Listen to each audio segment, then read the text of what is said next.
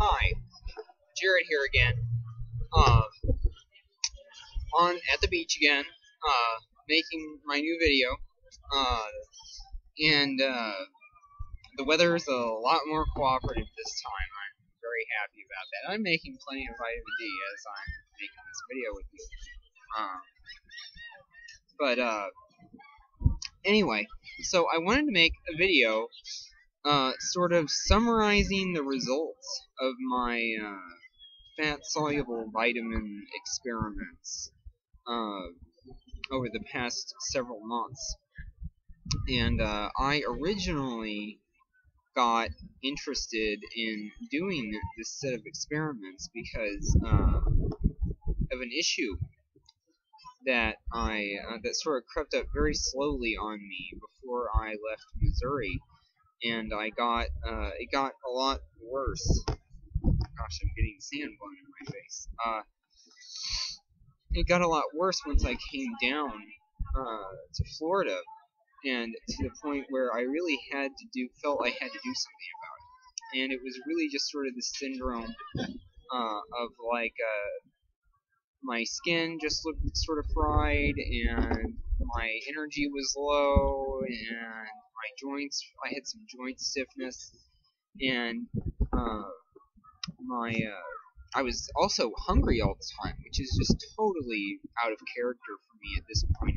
My fasting and everything. So, and I found that really hard to do. So I felt like I had to do something about it for sure.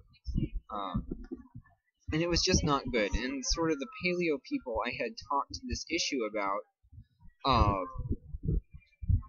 had advised me to sort of play with my fat soluble vitamin intake to look at this. And I'm glad they did that, because it really helped me figure out what was going on. And although not sort of in the way I think they intended to do that. And really, it turned out that the issue that I was experiencing was sort of a macro issue version of an issue that other people in the CR Society have already noticed and documented and commented on and identified. And what it is it's this copper zinc imbalance. And I must have just had it a lot worse than other people do, because I had been a vegan so much longer than I had been on CR. And so my body had been in that state for, over a decade or whatever. So it really had, was an issue. But the thing is, it got a lot worse when I moved down to Florida. But anyway, so that there were obviously some other changes going on with that. But this, I also think I have gotten, I can shed some light on the origin, actually, of this copper zinc imbalance. And are you ready for what it is? I'm excited to tell you, because I think that this is a really interesting thing. That the origin of that copper zinc imbalance that seems to be endemic in the CR Society, even though I know plenty of people like at the Pritikin and the McDougall at McDougall's place out in California, who are on very similar diets to most CR people, and they never run into this problem. And what it is it's that vitamin D megadosing. Now I'm getting sandblasted in my face again. But it's that vitamin D megadosing. That's what does it. And it takes what is sort of already an existing issue for people on plant-based diets already who take in a lot of copper in relation to zinc intake, and it makes it a whole lot worse.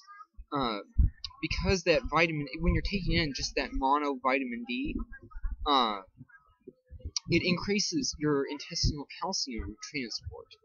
But that increased intestinal calcium transport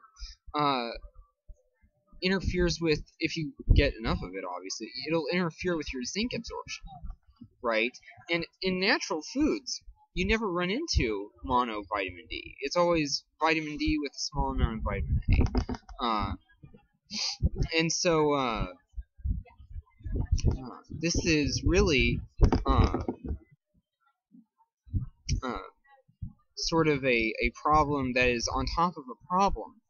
And it was also compounded when I moved down here. What had happened with me basically is that I already had that problem existing, and it was compounded by moving down to Florida and increasing my vitamin D status by doing what I'm doing right now and getting all this sunlight, and also the fact that the water supply here, although water here is this desalinated water that it more readily takes up copper from the copper plumbing, and I think that also really contributed to the problem that I was experiencing. Because so it was really a downward spiral because I had at least 3 that I've identified issues acting together to make the problem I was experiencing worse synergistically. So, and also this vitamin D thing itself is synergistic because it doesn't just block your zinc uptake by increasing your calcium uptake, but it also uses up your zinc quicker because vitamin D expends zinc in doing all the immunological stuff that it does. So, and zinc, even the Vitamin D Foundation says on its website that zinc, it recognizes zinc as a cofactor that's needed for vitamin D, but vitamin D will interfere with that zinc uptake actually if you get enough of it because of its ability to increase calcium transport. So it's really sort of a big problem here, and a downward spiraling thing. And this is also why I felt so much better when I first started supplementing the vitamin A, although I ended up feeling a whole lot worse because vitamin A is, if you're taking just isolated vitamin A, it is such a difficult thing to dose in a safe way. I got real sick off it ultimately, but the reason I felt better at first is because it had rescued my zinc absorption and I'd had that zinc problem for so long. And I also suspect that this is how a lot of traditional societies who are eating very plant-based, very coppery diets, is that the amount of, well, they have less environmental copper exposure, right? And also they, the limited amounts of animal products they are taking in have a much better fat-soluble vitamin content and ratio than what we have access to here in the West, typically. And so that action of A and D synergistically enhancing zinc absorption really is something that's sparing them from this low copper or high copper, low zinc problem. And really, when I think about sort of these populations, and I look at also the individuals who I know who are sort of healthy aged individuals, really none of them are, if you truly honestly look at their vitamin D inputs, none of them are really sort of achieving some mega vitamin D status, if you look at Mr. Takahashi and Dr. Wareham, they were certainly getting plenty of vitamin D from sunlight and from fortified foods or supplements or fish, but they're not like outdoor workers or anything like that, achieving some ginormous vitamin D intake.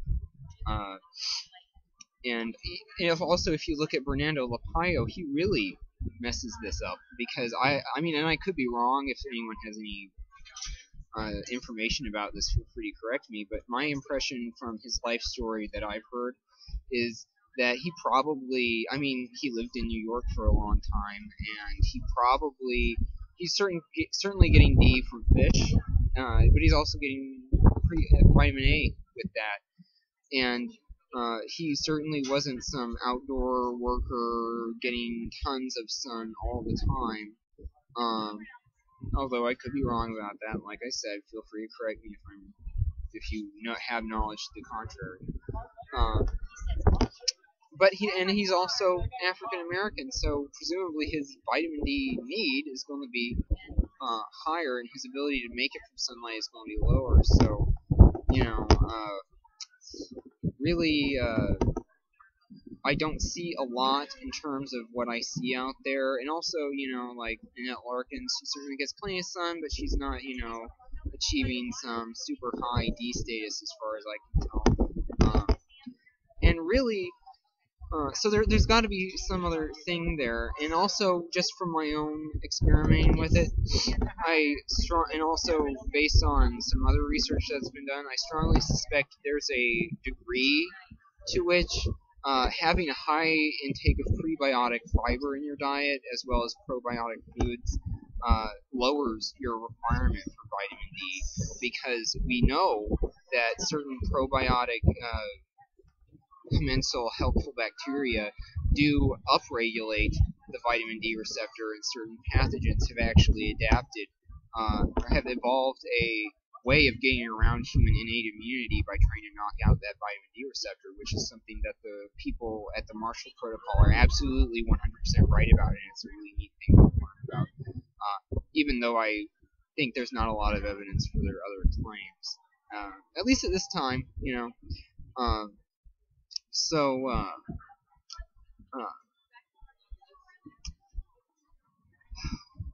really,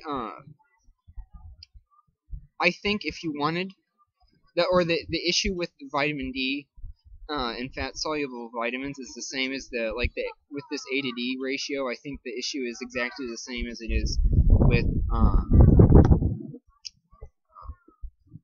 like the 3 to 6 ratio thing. That it's mainly an issue of getting enough of both without getting too much of either.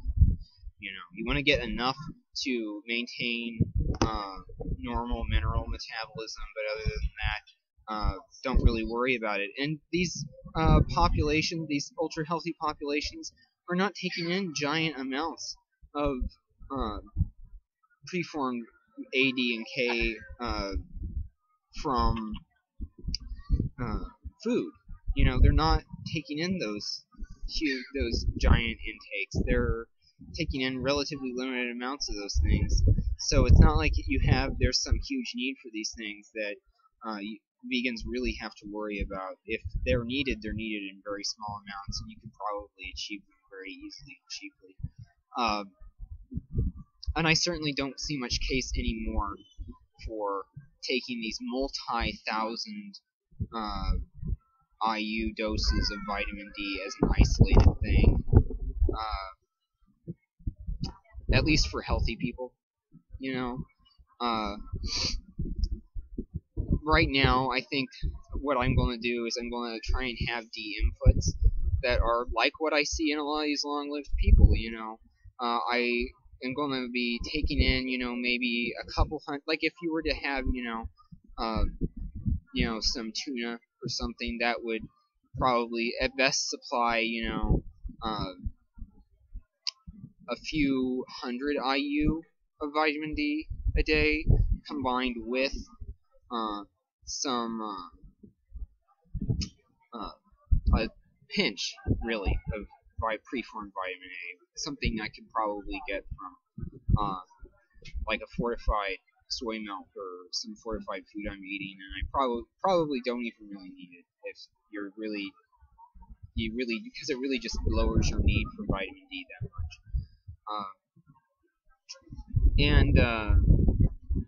Also, I think that there's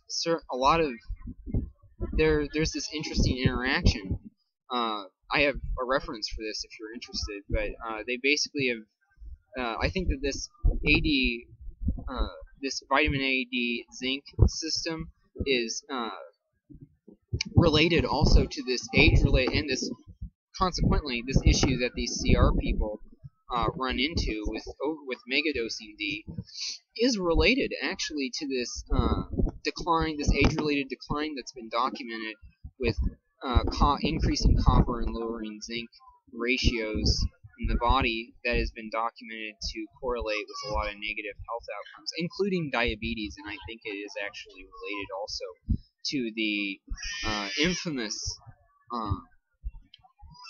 impaired glucose tolerance with low calorie or with low protein CR dieting, which has been the focus of a huge amount of discussion, and I think that this is part of the answer to that, at least, if not the answer. And I think it's kind of funny, and I think it's not nearly as simple, right, as just saying, okay, well, I'm going to take a zinc supplement to offset the fact that I'm taking some huge amount of vitamin D. You're really creating a pretty large nutrient imbalance that could be harmful in other ways too. And I think it's really funny. What I think is funny is that there's a lot of people in the CR Society who will say up and down that they are, oh, I took several thousand IU a day and never had an issue with it. And if you actually go back in the posts, what you'll find is that they actually did run into multiple issues with it, or they ran into all kinds of problems with like zinc and magnesium deficiencies, and they ran into all kinds of problems. There are clearly, those are all things that are vitamin D cofactors. You know, they keep on running up short on those vitamin D cofactors, and then they'll say, oh, well, that was caused by my my CR. That was caused by CR, even though there's no reason to think that CR would cause that. And I won't name names here, okay? I'm not going to single anyone out, but because I think you know who you are. But it is certainly interesting to me. Oh, and another bright note on trying to solve this zinc issue, which, by the way, right now, I'm not relying on this because it is purely theoretical. I am taking a low-dose zinc supplement to help, at least to help replenish my levels after having been deficient for so long, and it has me feeling really good. But another interesting thing on this is this discovery that garlic and onions, allium vegetables, can really significantly increase your zinc absorption from high phytate foods, sometimes, in some cases, very dramatically. And that's an issue I would really, or an area I would really like to see some further research in. As far as, I think that's all I have to say on vitamin A and D. Oh, and on the garlic, yeah, I actually have done some experiments in where I we'll just eat a whole bowl basically of raw garlic, and I can definitely feel that it is doing something as unscientific as that is for whatever it's worth. But I'd certainly like to see some more research on it. And as far as MK4 goes, vitamin K, both MK4 and MK7 seem to be really helpful things that are good. Although they provide different benefits for sure, they don't seem to be very toxic. They seem to just make me feel better, and I don't have any issue with them. And so I'm certainly going to keep those things on moving forward. In fact, I'd be really interested to get a hold of some of those MK4 doses that they seem to be using experimentally in Japan, that are these giant doses of it, 45 milligrams. Just out of curiosity, really, and because it seems to be very non-toxic and free of side effects, and it seems to have positive effects, and I would be interested to see that. Although, from my meager research of the issue, it would be fiendishly difficult to try and get a hold of that. But if anyone has any resources on how to do that, feel free to hook me up, because I would be highly interested in exploring. So as of right now, I've found sort of a low dose and helpful regimen that seems to have me back to my normal, shiny, happy, wonderful self, and I am enjoying life here in Florida, and I feel back to what I need to be feeling. So if you have anything to contribute or any questions, feel free to ask me, and I'll see you guys later. Bye. Thanks for listening.